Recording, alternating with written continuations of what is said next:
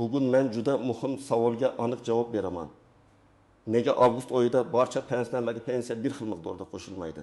Ko'pchilik hamma pensioner-ku, nega biriga ko'proq, biriga kamroq, yana boshqasiga umuman sezilmaydigan darajada qo'shildi deb haqli ravishda hayron bo'ladi. Bu masala har bir oilaga tegishli. Chunki deyarli har bir xonadonda pensioner bor. Ota-onamiz, buvi bobolarimiz, qo'shnimiz yoki o'zimiz. Shuning uchun videoni oxirigacha ko'ring. Chunki men bugun oddiy tilda raqamlar bilan kim nimaga e'tibor berishi kerakligini tushuntiraman. Hozirning o'zida kanalga obuna bo'ling va videoga like bosing. Chunki bunday ma'lumotlarni vaqtida bilish pulingizni, huquqingizni va asabingizni asraydi. Avvalo bitta narsani tushunib olaylik. Pensiya oshirilganda hamma odamning pensiyasiga bir xil summa qo'shilishi shart emas. Ko'pchilik davlat pensiyani oshirdi degan xabarni eshitganda hamma pensionerning pensiyasi masalan 100 ming so'mga yoki 10% ga bir xil ko'payadi deb o'ylaydi. Aslida esa pensiya tizimi bundan ancha murakkabroq. Pensiya miqdori bir nechta asosiy omillarga bog'liq. Odamning ish staji, o'rtacha ish haqi, pensiya tayinlangan vaqtdagi hisob-kitob, pensiya turi, qo'shimcha ustamalar, eng kam pensiya miqdoriga bog'langan to'lovlar, nogironlik guruhi, boquvchisini yo'qotganlik pensiyasi, yoshga doir pensiya, ishlayotgan yoki ishlamayotgan pensioner maqomi, hatto ayrim hollarda avvalgi qayta hisoblashlar ham ta'sir qiladi. Oldin ko'pchilik uchun hammasi sodda ko'rinardi. Pensiya oshdi, demak qo'shimcha pul keldi. Lekin hozir pensiya tizimida indeksatsiya, minimal miqdorlar, bazaviy hisoblash miqdorlari, ustamalar va alohida toifalar bo'yicha farqlar bor. Shu sababli avgust oyidagi oshirishda bir pensionerning qo'liga tushadigan real qo'shimcha miqdor boshqasinikidan farq qiladi. Men ko'p uchratadigan holat shunday. Ikki qo'shni pensioner bir vaqtda bankomatdan pul oladi. Biri menga 1 ming so'm ko'p tushibdi deydi. Ikkinchisi menga atiga 90 ming so'm qo'shilibdi deydi. Shu yerda darrov meni aldashdi, hisob-kitob noto'g'ri, hammani teng ko'rishmayapti degan gaplar boshlanadi. Lekin har doim ham xato degani emas. Ba'zan farqning sababi qonuniy hisoblash tartibida bo'ladi.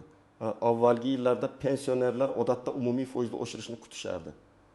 Masalan, pensiya ma'lum foizga oshiriladi degan xabar chiqsa, odamlar o'z pensiyasini shu foizga ko'paytirib taxminiy hisoblab qo'yardi. Agar 1 million so'm pensiya olayotgan bo'lsa, 10% oshsa 1 ming so'm qo'shiladi deb o'ylardi. 2 million olayotgan odam esa 200 ming so'm kutardi. Lekin amaliyotda hamma pensiya to'lovlari faqat bitta foiz bilan oshirilmaydi.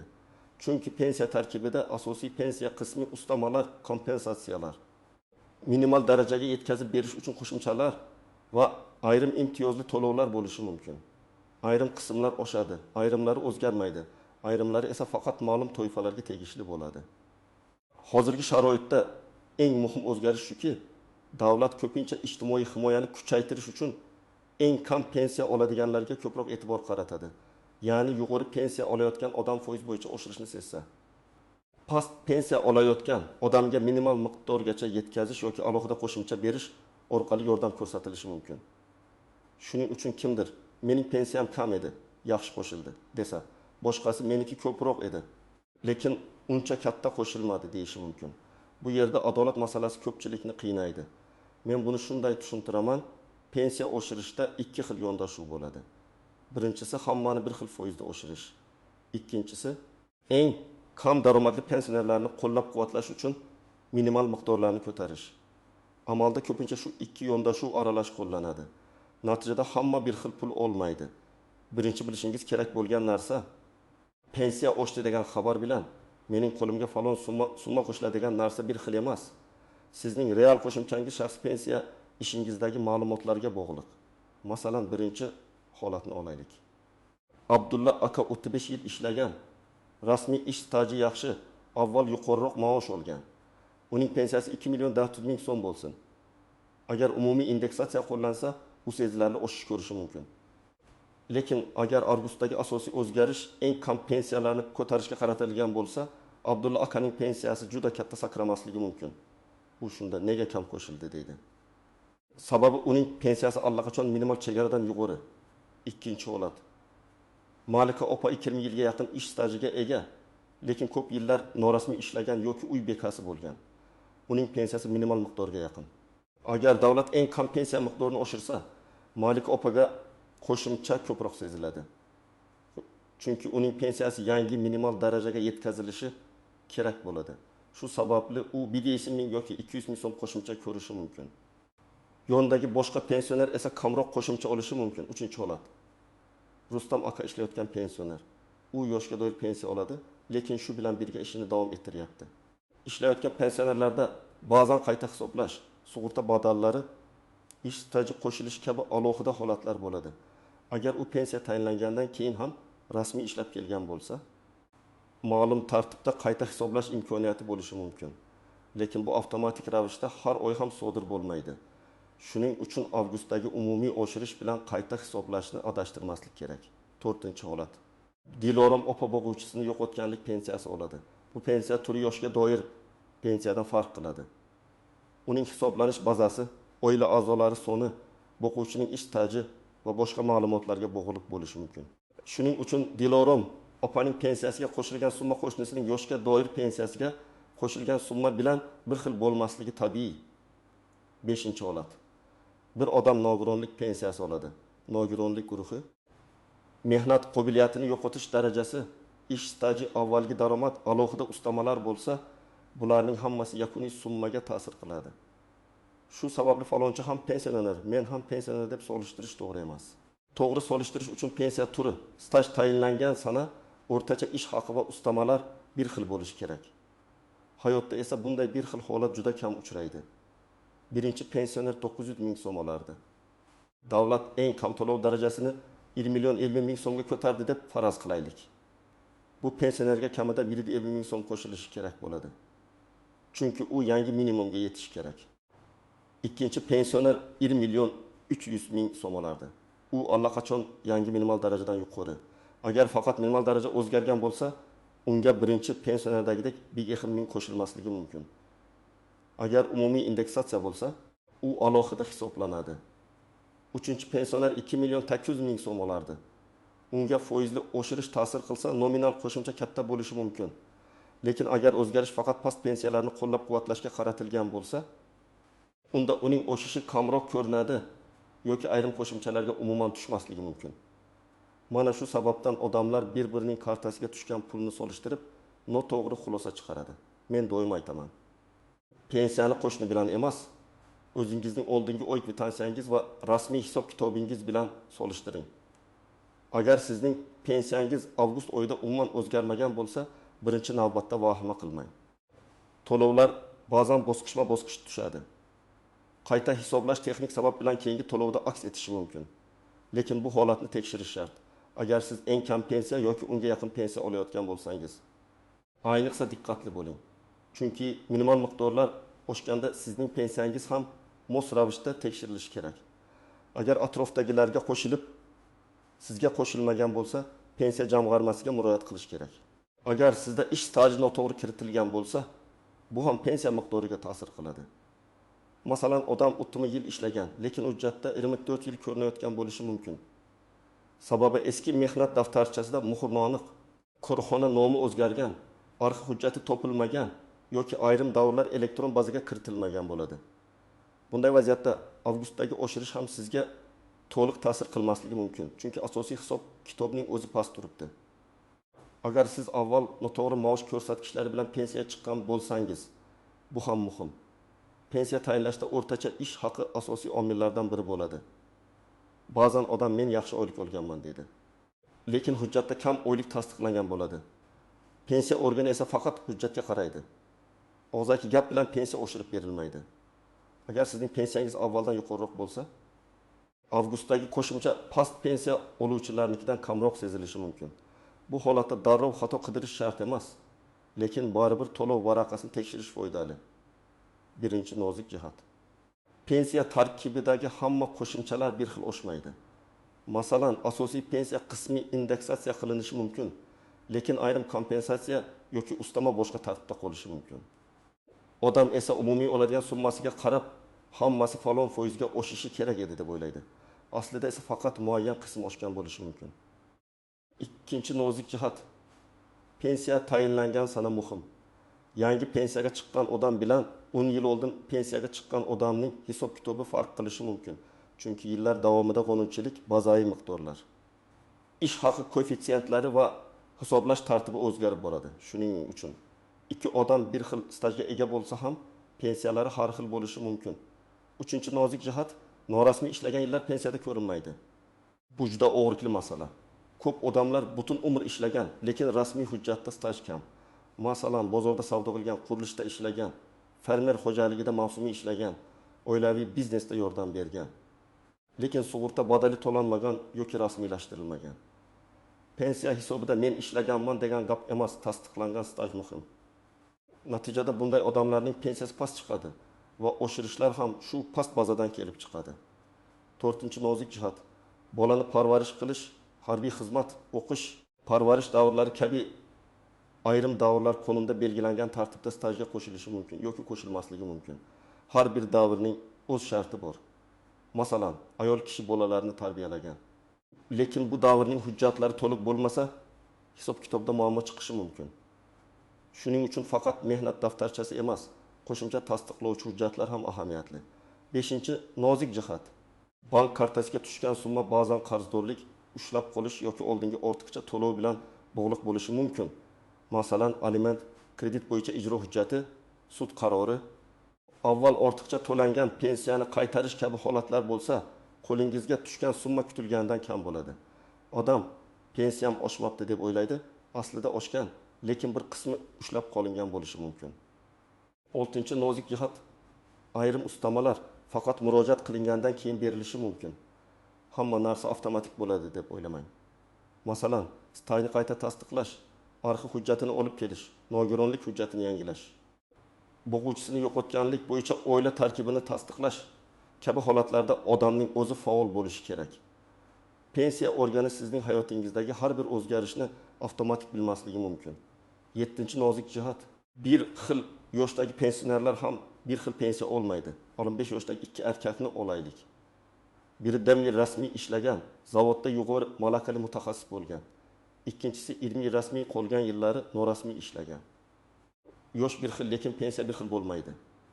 Shuning uchun men ham shuncha yoshdaman degan mezon pensiya hisobida asosiy mezon emas. 8-nozik jihat. Pensiya oshirilgani haqidagi xabarni ijtimoiy tarmoqlardagi mish-mishlardan emas, rasmiy manbalardan tekshirish kerak. Ba'zan hamma pensionerga falon puldan berilar ekan degan gap tarqaladi. Keyin odamlar kutadi.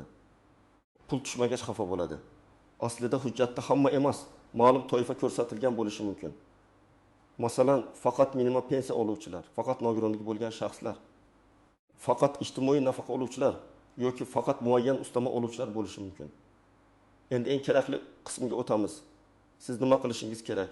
Men buni bosqichma-bosqich tushuntiraman. Birinchi qadam. Oldingi oy va avgust oyidagi pensiya tushumini solishtiring. Faqat umumiy kartadagi qoldiqqa qarab xulosa qilmang. Bank ilovasidan yoki bankomatdan kirim tarixini oling. Qaysi sanada qancha pensiya tushganini ko'ring. Agar imkon bo'lsa, iyul va avgust to'lovlarini alohida yozib qo'ying. Ikkinchi qadam. Pensiya jamg'armasidan pensiya hisob kitobi bo'yicha ma'lumot so'rang. Siz tuman yoki shahar pensiya jamg'armasi bo'limiga borib, pensiyangiz qanday hisoblanganini tushuntirib berishni so'rashingiz mumkin. Agar elektron xizmatlar orqali olish imkoniyati bo'lsa, undan ham foydalaning. Siz mening pensiyam nima sababdan falon miqdorga oshdi yoki oshmadi? Tarkibida qaysi ustamalar bor deb aniq savol bering. 3-qadam, hujjatlaringizni tayyorlang. Sizga odatda pasport yoki ID karta, pensiya guvohnomasi, mehnat daftarchasi, arxiv ma'lumotnomalari, ish haqi to'g'risidagi ma'lumotnomalar, nogironlik bo'yicha tibbiy mehnat ekspertiza hujjatlari, o'quvchisini yo'qotganlik pensiyasi bo'lsa, o'lim guvohnomasi va qarindoshlikni tasdiqlovchi hujjatlar kerak bo'lishi mumkin. Har bir vaziyatda ro'yxat farq qiladi, lekin asosiy hujjatlar shular. 4-qadam, agar ish stajingiz to'liq hisoblanmagan deb o'ylasangiz, arxivga murojaat qiling. Eski korxona yopilgan bo'lsa ham, uning hujjatlari davlat arxivida yoki huquqiy voris tashkilotida saqlanishi mumkin. Arxiv ma'lumotnomasi pensiyani qayta hisoblashda juda muhim dalil bo'ladi.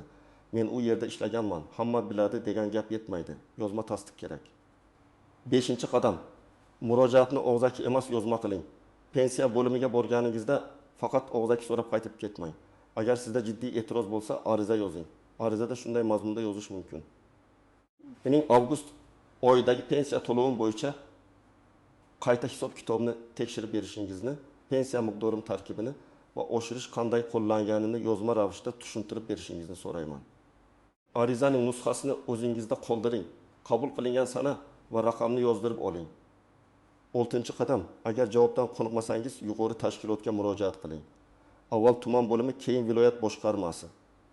Zarur bo'lsa, respublika darajasidagi mas'ul idoralarga murojaat qilish mumkin. Shuningdek, yagona interaktiv davlat xizmatlari portali orqali elektron murojaat yuborish ham foydali. Elektron murojaatda iz qoladi. Javob berish muddati bo'ladi. 7-qadam, bankdagi tushum bilan pensiya hisob kitobini adashtirmang. Agar pensiya jamg'armasi sizga falon summa chiqarilgan desa, bank kartangizga esa kam tushgan bo'lsa, bankdan ko'chirma oling. Balki ushlab qolish, qarzdorlik, avtomatik yechib olish yoki boshqa to'lov bo'lgandir. Pensiya organi yuborgan summa bilan bankda real tushgan summa bir xilmi? Shuni alohida tekshirish kerak. 8-qadam. Har qanday hujjatni suratga olib qo'ying. Mehnat daftarchasi, arxiv ma'lumotnomasi, ish haqi ma'lumotnomasi, pensiya bo'limi javobi, bank ko'chirmasi hammasining nusxasi bo'lsin. Chunki ko'p muammolar hujjat yo'qolgan. Avval topshirgan edim. Kimga berganim esimda yo'q degan joyda boshlanadi. Hujjat bor bo'lsa, huquqingizni himoya qilish osonroq bo'ladi. 9-qadam, qo'shnilarning gapiga emas, rasmiy hisob kitobga ishoning. Qo'shningizga 2 ming qo'shilib, sizga 1 ming qo'shilgan bo'lsa, bu avtomatik ravishda xato degani emas. Lekin tekshirishga asos bor. Siz nega unga ko'p, menga kam deb emas. Mening pensiyam tarkibi qanday? Avgustdagi oshirish menga qanday qo'llangan deb so'rang. Savol aniq bo'lsa, javob ham aniqroq bo'ladi. 10-qadam, agar oilangizda yoshi katta pensioner bo'lsa, unga yordam bering. Ko'p bu bobolarimiz bank ilovasini ishlatmaydi. Hujjatlarni yig'ishga qiynaladi, ariza yozishni bilmaydi. Farzandlar va nabiralar yordam bersa, ko'p adolatsizliklar oldi olinadi. Men ko'p ko'rganman. Pensioner yillar davomida kam pensiya olib yurgan. Keyin farzandi arxiv hujjatini topib kelgandan so'ng pensiya qayta hisoblangan. Shuning uchun bu masalada befarq bo'lmaslik kerak. Tasavvur qiling, Saodat opa 62 yoshda. U bo'yin bekaji yil rasmiy ishlagan, keyin farzandlarini katta qilgan. Keyin bozorda savdo qilgan. Pensiyasi pastroq. Avgustda minimal miqdor oshgani uchun unga sezilarli qo'shimcha tushdi. U xursand. Uning akasi Karim aka esa 38 yil ishlab pensiyaga chiqqan. Pensiyasi ancha yuqori. Avgustda unga ham qo'shimcha bo'ldi. Lekin Saodat opadagidek ko'zga tashlanmadi. Karim aka nega singlimga ko'proq qo'shildi deb o'yladi. Aslida Saodat opaning pensiyasi past bo'lgani uchun davlat uni minimal darajaga yaqinlashtirdi. Karim akaning pensiyasi esa allaqachon yuqori bo'lgani uchun oshirish boshqacha ko'rindi. Yana bir misol. Nuriddin aka avval 1 million 2 ming so'm olgan. Avgustda 1 million 2 ming so'm kutgan. Lekin kartasiga 1 million 1 ming tushgan. U pensiya bo'limiga bordi. Ma'lum bo'ldiki, pensiya hisobida oshirish bor, lekin uning eski qarzdorligi bo'yicha ushlab qolish ham bor ekan. Demak, muammo pensiya oshirilmaganda emas. Qo'lga tushadigan summani kamaytirgan ushlab qolishda bo'lgan. Yana bir holat. Muhabbat opa o'tma yil ishlaganman deb yuradi, lekin pensiya ishida 23 yil ko'rsatilgan. Sababi 7 yil ishlagan korxonasi tugatilgan, hujjatlar topshirilmagan. U arxivga murojaat qilib, ma'lumotnoma oldi. Keyin pensiya qayta hisoblandi. Bunday vaziyatda avgustdagi oshirishdan tashqari asosiy pensiya bazasi ham o'zgarishi mumkin. Shuning uchun eski stajni tekshirish juda muhim. Demak, avgust oyida barcha pensionerlarga bir xil qo'shilmasligining asosiy sababi shuki, pensiya har bir odam uchun alohida hisoblanadi. Ish staji, avvalgi ish haqi, pensiya turi, minimal miqdor, ustamalar, nogironlik yoki boquvchisini yo'qotganlik holati, ishlayotgan yoki ishlamayotgan maqomi, hujjatlarning to'liqligi va hatto ushlab qolishlar ham yakuniy summaga ta'sir qiladi. Shuning uchun faqat hamma pensioner degan umumiy mezon bilan qarash noto'g'ri. Men sizga tavsiya qilaman, avgustdagi to'lovingizni tekshiring. Oldingi oy bilan solishtiring. Pensiya tarkibini aniqlang. Hujjatlaringizni yig'ing va agar shubha bo'lsa, yozma murojaat qiling. O'z huquqingizni bilsangiz, ortiqcha xavotirga tushmaysiz va kerak bo'lsa, o'zingizga tegishli pulni talab qila olasiz. Agar sizning pensiyangiz avgustda qancha oshganini yozmoqchi bo'lsangiz, izohlarda qoldiring. Qaysi hududdansiz, pensiya turi qanday, qancha qo'shildi? Balki sizning holatingiz boshqalarga ham foydali bo'ladi. Videoga like bosing. Kanalga obuna bo'ling va yaqinlaringizga yuboring. Chunki bu ma'lumot ayniqsa pensionerlar va ularning farzandlari uchun juda zarur.